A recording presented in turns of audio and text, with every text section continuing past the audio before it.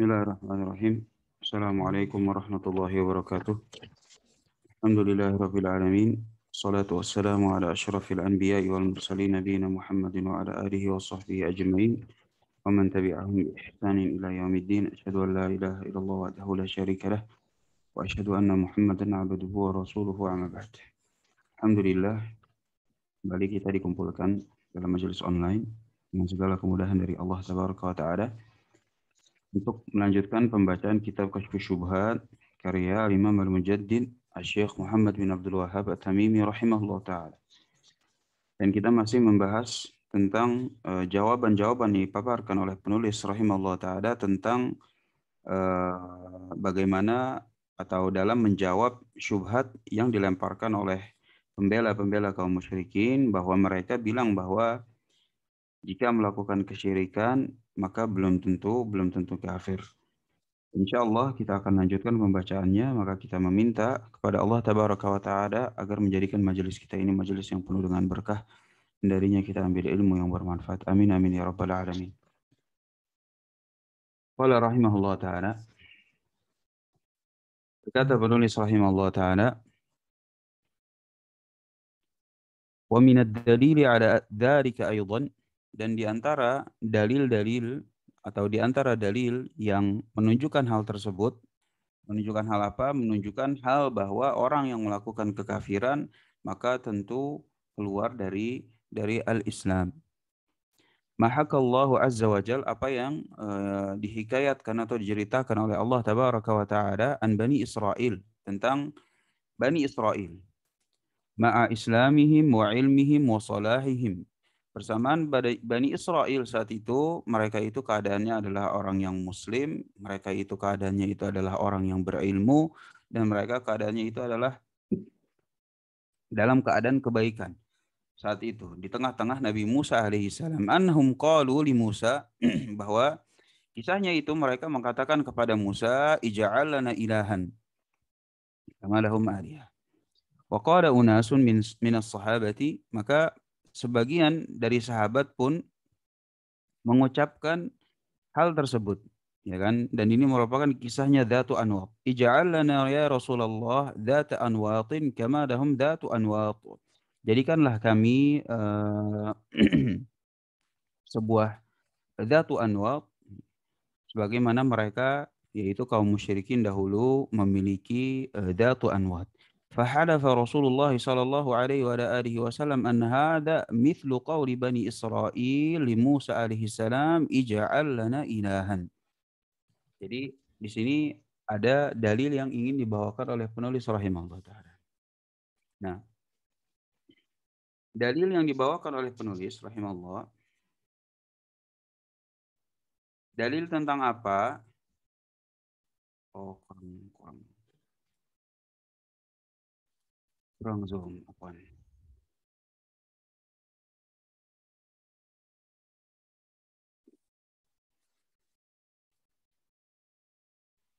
Dalil yang dibawakan oleh penulis rahimahullah ta'ala dalam menunjukkan apa? Dalam menunjukkan orang yang melakukan kekufuran, kesyirikan, melakukan kesyirikan,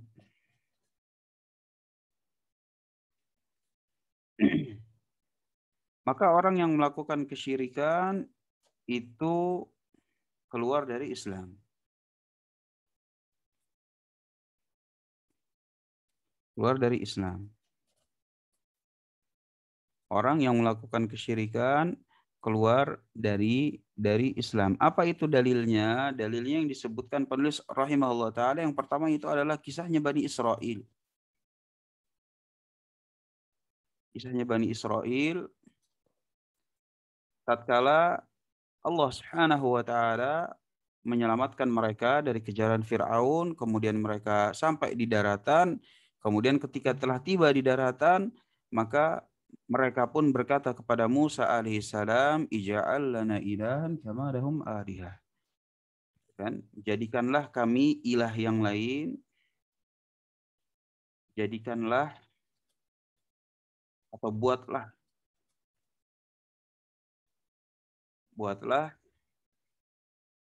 untuk kami sesembahan. sesembahan. Buatlah kepada kami sesembahan sebagaimana mereka yaitu kaum musyrikin memiliki sesembahan-sesembahan yang lain. Artinya kalau Islam sesembahannya itu cuma satu. Sedangkan agama selain Islam itu banyak sesembahan-sesembahannya. Kaum musyrikin banyak sesembahan-sesembahannya. Makanya Bani Israel bilang buatlah untuk kami sesembahan sebagaimana orang musyrik, kaum musyrikin itu memiliki sesembahan yang banyak. Kemudian Nabi Musa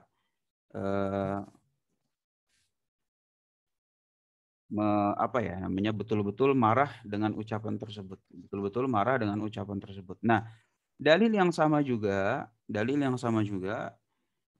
itu ketika sebagian sahabat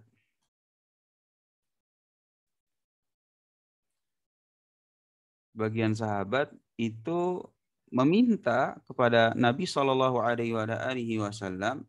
Sebagian sahabat, ya kalau dalam hadisnya itu disebutkan gitu, mereka wa nahnu hudatsa'ul bi Islam.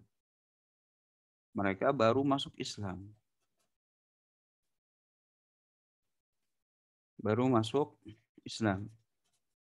Nah, mereka mengucapkan hal yang hampir mirip dengan apa yang diucapkan Bani Israel pada Nabi Musa alaihissalam, di mana mereka bilang kepada Rasul Shallallahu Alaihi Wasallam, ya Rasulullah, buatkanlah kepada kami datu anwat kama lahum datu anwat. Buatlah kepada kami sesembahan. Jadi datu anwat itu adalah sebuah pohon sider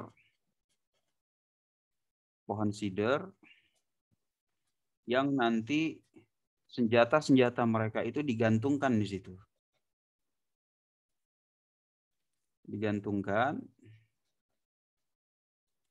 Nanti pohon sider digantungkan. Ketika nanti digantungkan, maka dengan harapan nanti senjatanya itu bisa makin ampuh.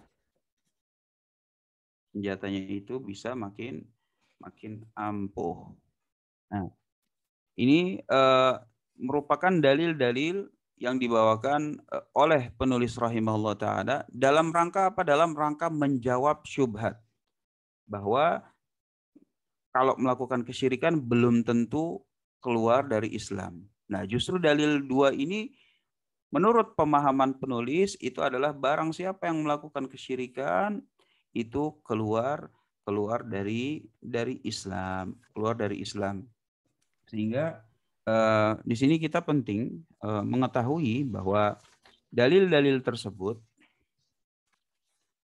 dalam artian begini. Sekarang banyak syubhat dengan memakai dalil yang sama gitu. Dalilnya apa? Dalilnya yang itu tadi. Kisah Datu Anwar.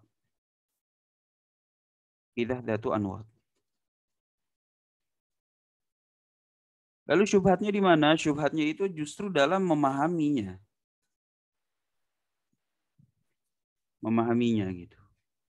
Mereka bilang, loh kisah Datu Anwar itu justru sebagai dalil bahwa orang yang melakukan kesyirikan, ya kan, melakukan kesyirikan karena jahil,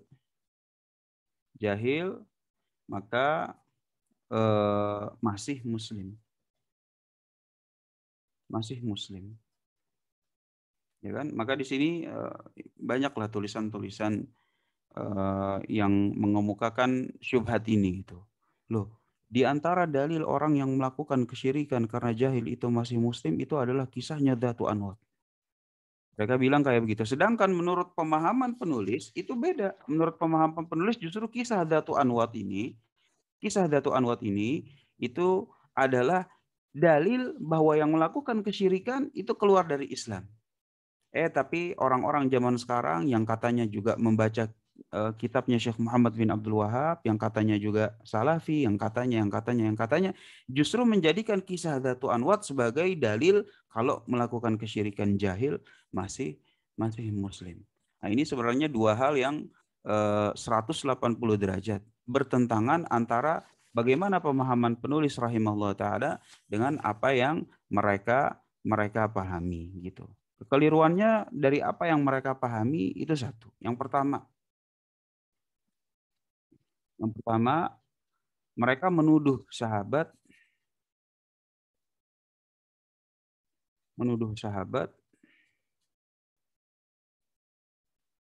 melakukan kesyirikan. Biasanya begitu. Nah, ini para sahabat melakukan kesyirikan, tapi karena dia jahil, Rasulullah SAW tidak mengkafirkan. Ini berat loh sebenarnya. Ini berat nih tuduhannya. Menuduh sahabat melakukan kesyirikan. Di mana kesyirikannya? Sahabat baru minta, boleh apa enggak?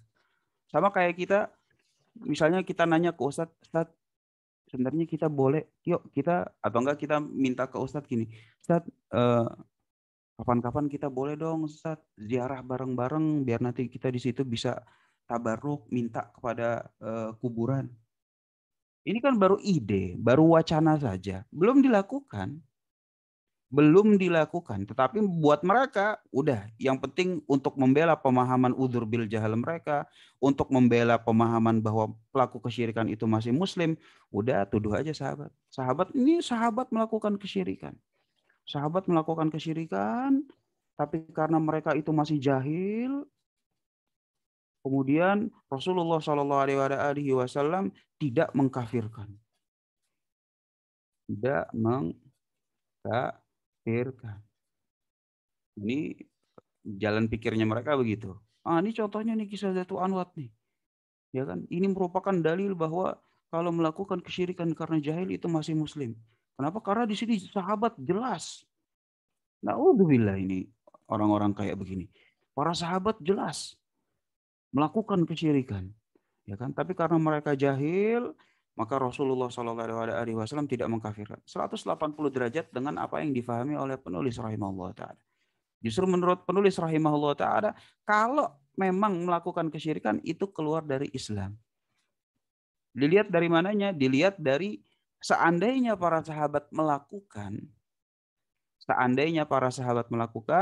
maka tentunya itu merupakan pembatal keislaman, dan ini dilihat dari bagaimana kerasnya pertentangan Rasul Shallallahu Alaihi Wasallam dalam menentang ucapan tersebut. Lanjutkan. Qala rahimahullah taala, walakin lil musyrikina syubhatun.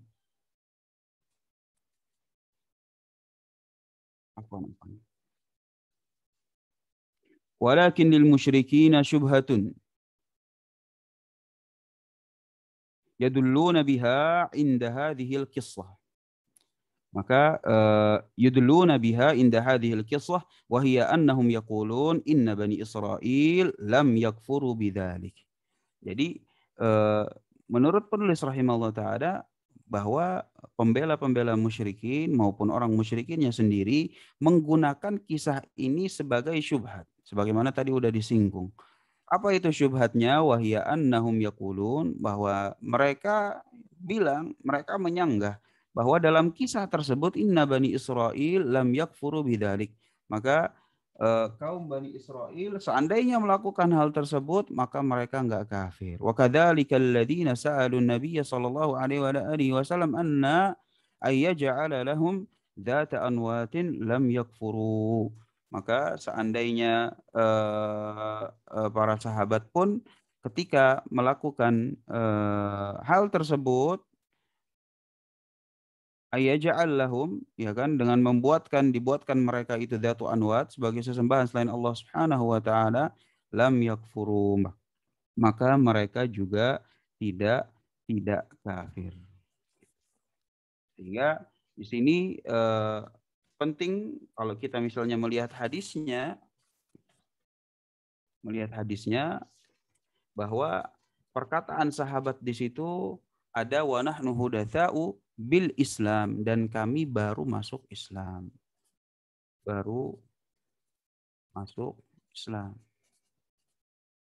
Dan kita sama-sama mengetahui bahwa orang yang baru masuk Islam itu mendapatkan udzur.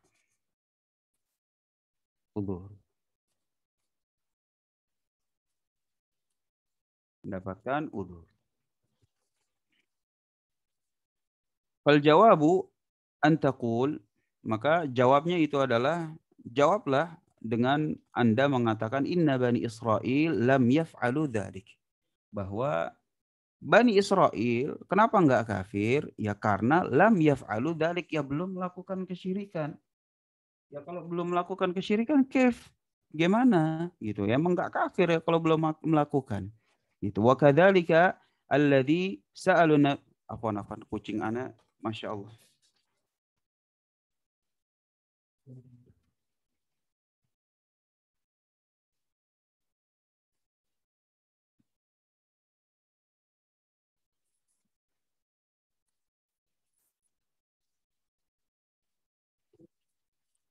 Afwan ya. Saya baca ulang. Fal jawabu an taqula, dan jawabnya itu adalah Anda, coba kamu mengucapkan inna bani Israil lam yaf'alu dzalik, bahwa Bani Israil belum melakukan hal tersebut. Dalam artian belum melakukan kesyirikan gitu. Baru mengide. Ya kan, baru mengide, Ustaz, boleh nggak sih kita meminta ke kuburan? Ustaz, kapan nih kira-kira kita ziarah bareng ke kuburan untuk minta-minta? Ustaz, kapan? Lah baru nanya kapan? Ya kan, baru bilang boleh nggak? Ya kan baru kayak gini, belum melakukan gitu. Tetapi tentunya itu ajakan-ajakan yang bertentangan dengan syariat. Walaupun bertentangan dengan syariat, tetapi rutbahnya itu atau tingkatannya tersebut belumlah mencapai level yang memang harus dikafirkan, enggak. Makanya kata penulis rahimahullah taala, inna bani Israil lam yaf'alu dzalik, bahwa Bani Israil belum melakukan hal tersebut. Wa kadzalika alladziina sa'alu Nabiy sallallahu alaihi wasallam. Begitu juga dengan para sahabat yang meminta kepada Nabi sallallahu alaihi wasallam, lam yaf'alu dzalik. Mereka belum melakukan hal tersebut. Wala khilafa, dan tidak ada perselisihan, tidak ada perbedaan pendapat. Anna bani Israil law fa'alu dzalik lakafaru. Jadi enggak ada perbedaan gitu. La khilafa anna bani Israil law fa'alu, kalau mereka melakukannya, ya kan? Ya, yaitu menjadikan sesembahan-sesembahan selain Allah Subhanahu wa taala, ya kan, dengan memberikan ibadah kepada selain Allah Subhanahu wa taala, law fa'alu dzalik lakafaru. Ya, tentunya keluar dari Islam la khilafa, tanpa ada perselisihan. Wa kadzalika la khilafa anna alladziina nahahumun nabiy sallallahu alaihi wasallam law lam yuti'uhu wattakhadhu dzata anwatin ba'da nahyi lakafaru. Sama, begitu juga dengan para sahabat, sebagian sahabat yang saat itu meminta Nabi sallallahu alaihi wasallam. La khilafah, enggak ada perbedaan. Yang mereka itu kan ketika mereka meminta udah dilarang sama Nabi sallallahu alaihi wasallam. Mereka meminta dilarang sama Nabi sallallahu alaihi wasallam. Seandainya mereka enggak mau yuti'u, ya kan? Mereka enggak mau mentaati Nabi sallallahu alaihi wasallam wa takhudhu dzata anwatin, dan mereka tetap menjadikan sesembahan yaitu dzatu anwat sebagai sesembahan selain Allah Subhanahu wa taala. Setelah sebelumnya dilarang, la kafaru, maka mereka kafir. Wa hadza huwal matlub, dan inilah yang kita maukan gitu. Jadi kalau misalnya ada orang yang ada orang nih, ada orang kemudian dia ngajak kepada kita, ziarah yuk, ziarah yuk, ziarah yuk. Ngapain? Ya, pesugihan, pesugihan, pesugihan dan lain-lain segala macam. Ini baru ngajak gitu. Baru ngajak. Nah, si Ustadz, ya kan? Ustadz dia bilang jangan, jangan, syirikan itu, syirikan itu, syirikan itu. Ya kalau orangnya jawab lagi bilang, oh gitu ya, ya udah deh nggak jadi. Oh gitu ya, nggak jadi deh. nggak jadi deh. Lah, eh, ya kayak gini kan nggak kafir dong. Kan gitu kan? Ayo kita gini, terus kata si ustadz, ya jangan kesyirikan itu. Kata orang, oh gitu ya, ya nggak jadi deh.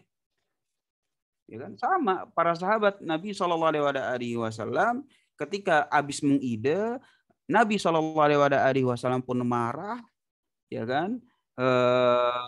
Marah besar kepada mereka, ya terus mereka yang nggak jadi. Radhiyallahu anhum ajmain. Gitu. Ya, malah dibilang melakukan kesyirikan. Waliyadzubillah. Tapi kalau misalnya orangnya jawabnya lain, ya kan udah dilarang terus bilang, ah saya tetap jalan, ya kan? Tetap jalan. Saya tetap jalan aja deh, berangkat. Ya ini beda urusan, beda beda urusannya. Sehingga pemahaman kita terhadap dalil tersebut itu harus tepat, harus. Jadi misalnya para mereka yang meminta kepada Nabi SAW, laulam yuti'u, ya kan, seandainya mereka itu tidak mentaati Nabi SAW, wattakhadhu dzata anwat, dan tetap melakukan, yaitu memberikan ibadah kepada Datu Anwat ba'da nahyi, setelah dilarang oleh Nabi SAW, la kafaru, maka mereka ya akan menjadi kafir juga, waliyadzubillah, wa hadza huwa al-matlub, dan ini yang kita maukan. Sehingga kisah Datu Anwat kembali lagi bahwa dibawakan oleh penulis rahimahullah taala justru sebagai dalil kalau melakukan kekufuran, yaitu utamanya kalau melakukan kesyirikan akbar, ya keluar dari Islam. Berbeda dengan yang dibawakan atau yang dipahami oleh murjiah. Murjiah ini bahwa kisah Datu Anwat justru itu merupakan syubhatnya yang ada di kitab Kasyfus Syubhat. Gitu. Sehingga ya ketika mereka itu dijuluki sebagai pembela musyrikin, ya habis sama. Dalilnya sama, motifnya sama, ya kan, alasannya juga sama, cara berpikirnya sama, nggak ada bedanya. Bahwa mereka menjadikan Datu Anwat itu sebagai dalil bahwa kalau melakukan kesyirikan itu belum tentu kafir, masih muslim. Alurnya ya udah begitu. Tuduh aja dulu ini sahabat melakukan kesyirikan. Nah, tapi kan karena sahabat itu masih jahil, ya Rasulullah SAW tidak mengkafirkan, maka ini merupakan dalil bahwa orang kalau melakukan kesyirikan karena jahil, maka masih muslim. Nah, jalan berpikirnya sama antara pembela musyrikin dengan murjiah zaman ini, hampir bisa bilang ya sama, sama-sama membela musyrikin, sama-sama menginginkan motif yang sama-sama ingin melemparkan ide atau pemikiran bahwa pelaku kesyirikan itu masih muslim, waliyadzubillah.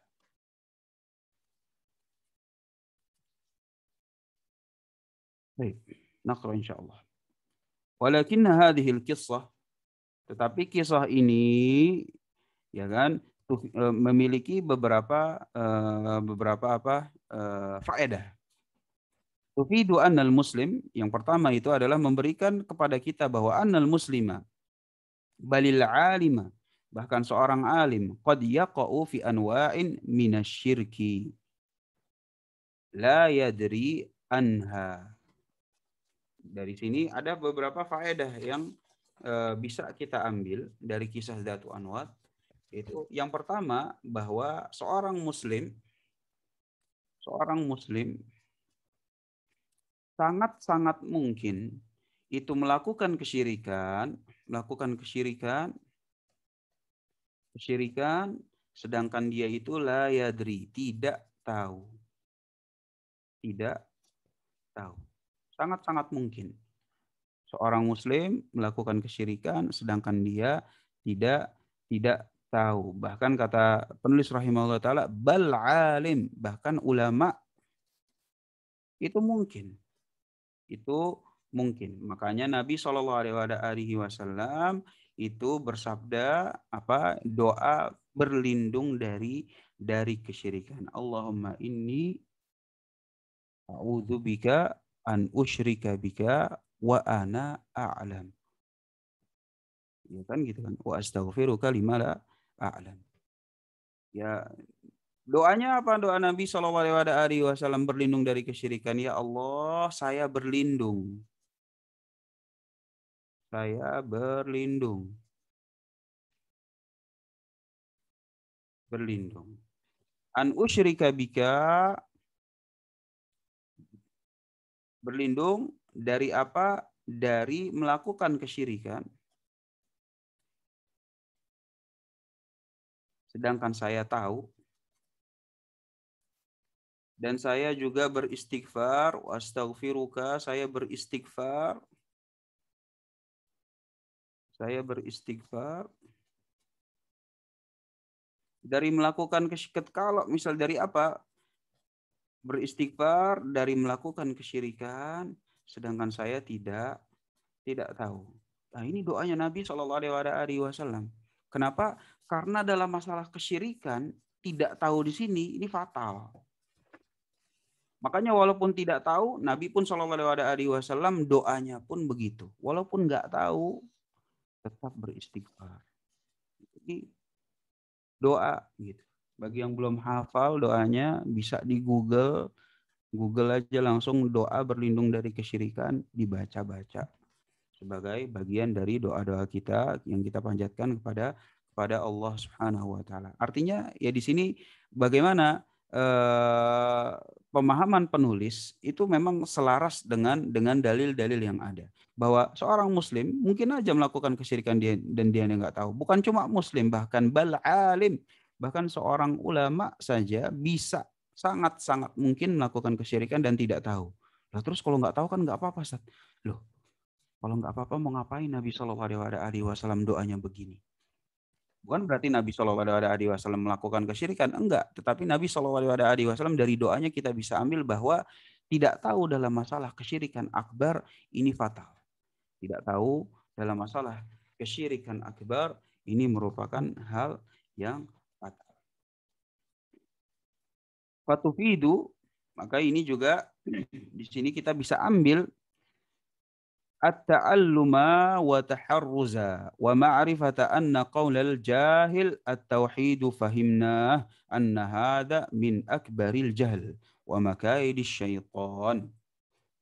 Nah, dari sini juga hendaknya kita selalu ya kan semangat yang namanya belajar, mempelajari tauhid ya untuk diingat-ingat terus ya kan supaya apa? Supaya jangan sampai kita melakukan kesyirikan gitu. Supaya jangan sampai kita melakukan kesyirikan baik kita tahu maupun kita tidak tahu. Nah, supaya ini terhindar maka nggak ada jalan lain kecuali untuk selalu dan selalu menghangatkan tema tauhid. Menghangatkan tema yang berkaitan tentang tauhid, tentang tauhid. Makanya di sini kata penulis rahimahullah taala, nah dari sini kita mengetahui bahwa anna qaulal jahil, bahwa ucapan seseorang yang jahil, apa ucapannya? At-tauhidu fahimna. Kalau tauhid sih aneh udah paham. Udah, kalau tauhid mah paham, yang lain aja. Tauhid mah kita udah paham dari zaman dulu mah kita paham kalau tauhid. Kita nih orang Islam, yang namanya orang Islam mah tauhid ya paham. Gitu. Bahwa ucapan-ucapan kayak begini kalau diucapin berarti yang ngucapin itu labelnya apa? Labelnya jahil. Nggak paham dia tentang agama Allah Subhanahu wa taala. Kenapa? Karena yang terbesar dari agama Allah Subhanahu wa taala seandainya dia paham, maka justru itu adalah perkara tentang tauhid. Perkara tentang tauhid. Nah, kalau misalnya ada orang yang bilang, tauhid mah gampang, tauhid mah udah paham, udah lewatin aja, udah gampang deh, kita paham, kita muslimin, kita banyak deh pokoknya ucapannya. Maka yang seperti ini kata penulis juga an-nahada min akbaril jahil, bahwa yang demikian ini merupakan min akbaril jahil, merupakan sebesar-besarnya kebodohan wa makaidis syaiton, dan juga sebesar-besarnya dari perangkap syaitan. Kenapa? Karena agama Allah Subhanahu wa taala Agama Allah Subhanahu wa taala yaitu al-Islam itu dibangun di atas tauhid. Nah, kalau tauhid ini sudah mulai diruntuhkan, dengan apapun itu, baik dengan syubhat atau dengan wacana tauhid itu gampang atau dengan wacana tauhid itu adalah prioritas nomor sekian, maka sebenarnya dia tidak belum begitu memahami agama Allah Subhanahu wa taala. Belum memahami. Walaupun walaupun labelnya itu ulama, walaupun labelnya itu adalah alim, asyikh atau apapun itu, ya ketika tauhid itu justru dia remehkan, nah itu berarti dia belum begitu memahami agama Allah Subhanahu wa taala. Dan si syaitan ini itu juga mengetahui caranya untuk meruntuhkan agama Allah Subhanahu wa taala, yaitu melarikan manusia dari tauhid, dibikin alergi udah. Dibikin alergi, dibikin bosen, dibikin macam-macam gitu. Supaya apa? Supaya tauhidnya luntur.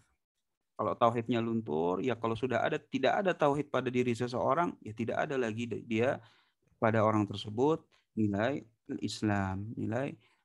Sehingga ketika tauhid itu berusaha dilunturkan, kita harus waspada, jangan justru kita menjadi bagian dari orang-orang tersebut. Sebaliknya, ketika misalnya ada orang yang alhamdulillah, ya kan, dia betul-betul semangat masalah tauhid, semangat dalam mempelajari at-tauhid, sadar bahwa tauhid itu adalah merupakan asasuddin, ini merupakan pondasi agamanya, aslul asil, pondasi dari segala pondasi. Gak ada lagi yang pondasinya lebih penting dari tauhid.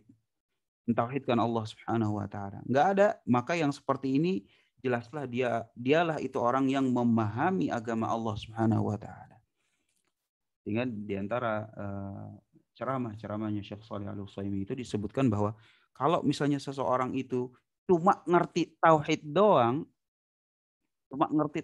yang lain enggak, maka ini sudah jauh lebih baik, udah cukup bekalnya dia. Kalau dia cuma ngerti tauhid doang, yang lain enggak ngerti. Ya tentunya yang lain ini, ya misalnya usul fikih nggak ngerti, ya kan, tajwidil Quran, ya pas-pasan bisa sih alhamdulillah baca Al-Quran, cuma ya emang hukum-hukum tajwidnya kadang keliru di sini dan di sana. Tapi dalam masalah tauhid dia nggak keliru, maka dia sudah membawa kebaikan yang luar biasa banyak ya ikhwan. Ya. Tapi tentunya di sini orang yang memiliki tauhid yang baik, ya tentunya mereka semangat dalam menyempurnakan agamanya. Semangat dalam bagaimana menuntut ilmu yang bisa menyempurnakan tauhidnya. Jadi di sini bukan sebagai alasan ya, bukan alasan bagi kita, alhamdulillah yang penting tauhid ana beres, ya udah yang lain nggak usah dipelajarin, nggak usah gini-gini dan segala macam. Jangan seperti itu. Tetapi seandainya kalau kita pengen pengen mengambil skenario hayalan gitu, dalam artian seandainya kalau mau dibandingkan mana lebih bagus antara orang yang ngelotok usul fikihnya tapi nggak paham tauhid, atau orang yang paham tauhid tapi nggak bisa usul fikih sama sekali, maka kita harus tahu jawabannya bahwa yang paham tauhid tentunya memiliki kebaikan yang jauh lebih banyak dan nggak bisa dibandingkan dengan mereka yang tidak memahami at-tauhid. Sedikit lagi insyaallah. Tufidu aidan, dan di antara yang bisa kita ambil juga dari kisah Dzatu Anwar itu adalah annal muslima, bahwa seorang muslim al-mujtahid, bahkan sudah mencapai derajat al-mujtahid, alladzi idza takallama bi kalamin kufrin, ya kalau misalnya dia mengucapkan satu kalimat saja yang kalimatnya itu adalah kalimat kekufuran, wa huwa la yadri, dan dia tidak tahu, maka fanubbi, maka kita ingatkan. Kita ingatkan, Pak, Yai, Ustadz, Syekh, kita ingatkan, fanubbiha ada dzalik. Maka kita ingatkan tentang hal tersebut, wa taba min sa'atihi annahu la yakfur. Maka dia juga taubat saat itu juga. Taubat saat itu juga kama fa'ala Banu Israil, sebagaimana yang dilakukan oleh Banu Israil saat itu. Mereka taubat saat itu juga, ya kalau taubat saat itu juga mau dikafirkan gitu. Ya memang la yakfur, ya kalau taubat saat saat itu juga ya memang ya ya memang belum kafir, orang belum ada apa-apaan gitu. Tapi dari ucapannya langsung tobat, jangan sampai ucapannya justru berubah menjadi sebuah keyakinan atau akidah yang dianut. Waladhi sa'alu Rasulullah sallallahu alaihi wasallam. Begitu juga dengan insiden ketika sebagian sahabat Nabi sallallahu alaihi wasallam meminta Datu Anwat kepada Nabi sallallahu alaihi wasallam. Wa tufidu aidan, dan juga memberikan pada kita sebuah faedah. Apa itu? Annahu law lam yakfur fa innahu yughalladhu alaihi al-kalamu taghlidan syadidan.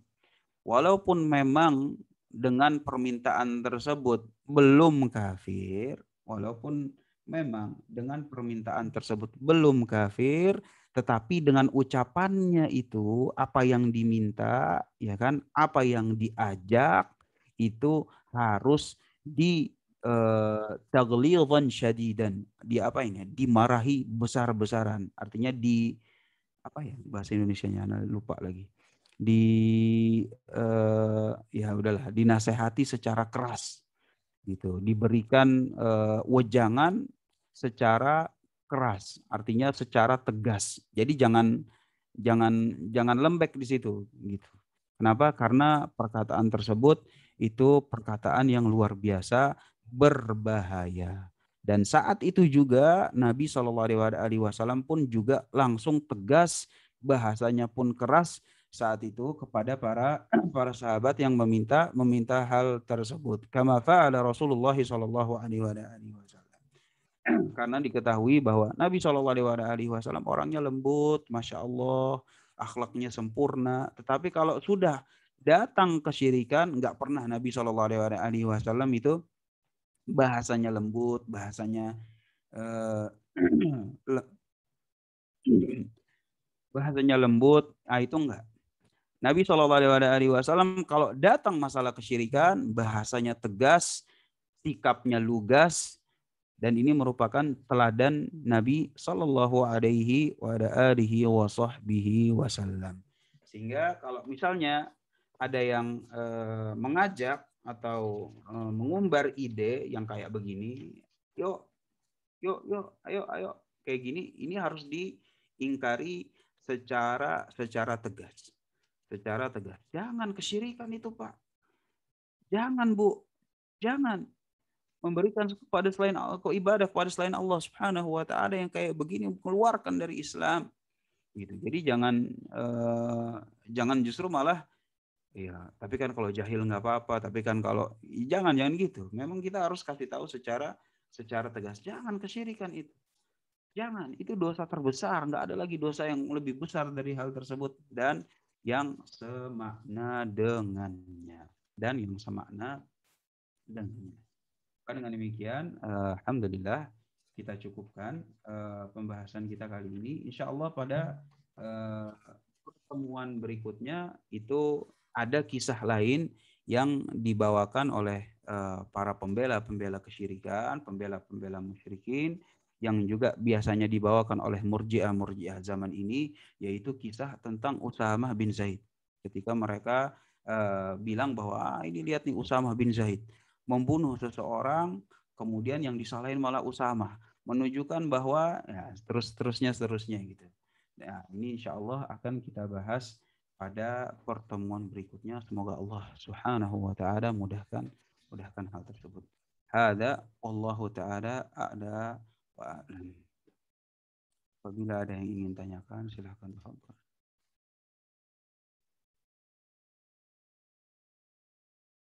Assalamualaikum Ustaz. Setahu saya ulama Syafi'iyah mengkafirkan orang yang berniat untuk kafir, mengatakan besok mau murtad meskipun belum melakukannya ya. Meskipun belum melakukannya. Jadi bagaimana kita mendudukan dengan kisah Datu Anwat? Kisah Datu Anwat kalau misalnya ucapan tersebut tidak ditaubati dan dijadikan keyakinan, ya kafir. Gitu, sama aja kalau kita misalnya, besok auzubillah, misalnya ada orang yang bilang, saya besok mau murtad misalnya dia bilang kayak begitu. Dia udah niat gitu, dia udah niat dan saat itu dia nggak mau tobat, emang beneran niat, ya itu kan udah menjadi keyakinan.